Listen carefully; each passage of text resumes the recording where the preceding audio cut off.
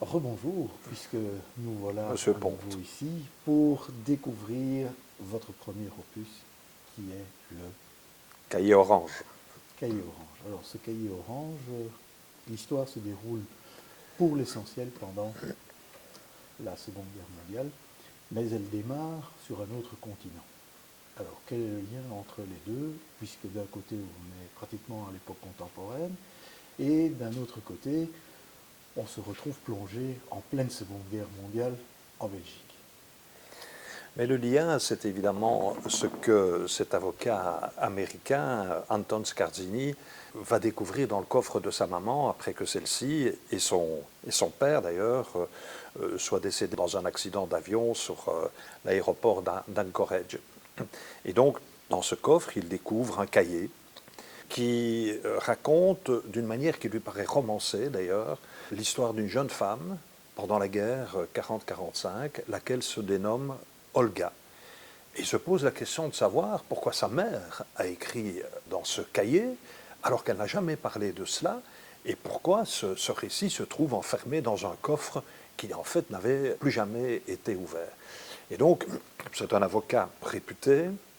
Il va faire appel, comme c'est le cas aux États-Unis, dans certains cabinets d'avocats, ils ont leur propre service d'enquête, et il va demander à son enquêteur de faire une première enquête, et il va découvrir que tout ce qui est raconté dans ce cahier orange correspond à des personnages qui ont existé ou qui existent encore.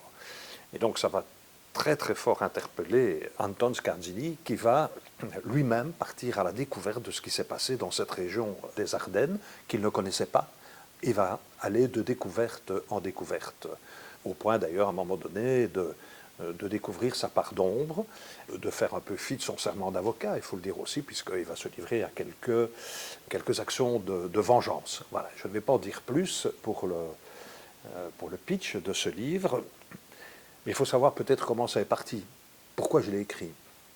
En fait, quand j'étais gouverneur, j'ai été sollicité par un de mes frères et par un ami de celui-ci en me disant « Écoute, il y a eu dans les Ardennes belges, dans le village de Randeux-Marcourt, une femme, une belle femme d'ailleurs, qui s'est conduite d'une façon extraordinaire avec la résistance. Elle les a aidés d'une façon magnifique, mais ceux-ci sont très mal conduits à son égard, pour dire les choses clairement, ils l'ont tondue, en fait, parce qu'elle couchait avec un officier allemand. Mais se servant de cette relation pour avoir des renseignements de nature à aider la résistance. J'ai fait faire une enquête à cet égard-là, j'en avais les moyens, j'ai demandé à un ancien général, général pensionné de l'armée belge, d'indaguer un peu auprès de quelques connaissances qu'il avait encore dans la résistance. Et ces témoignages ont confirmé l'héroïsme de cette femme. Je me suis donc dit, on va essayer de la réhabiliter tout de même. Et j'ai donc pris contact avec les autorités locales et ça m'a été refusé.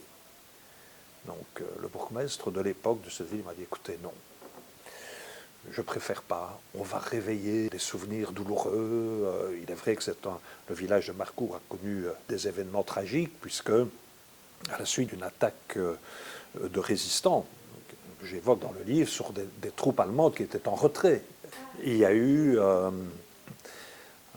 on a incendié une dizaine de maisons et on a fait périr dans un incendie, après les avoir mitraillés d'ailleurs, une série d'otages. Donc ça m'a été refusé. J'ai rien pu faire et ça m'est resté quelque part ancré en moi comme une injustice profonde. Et c'est de là qu'est parti ce livre.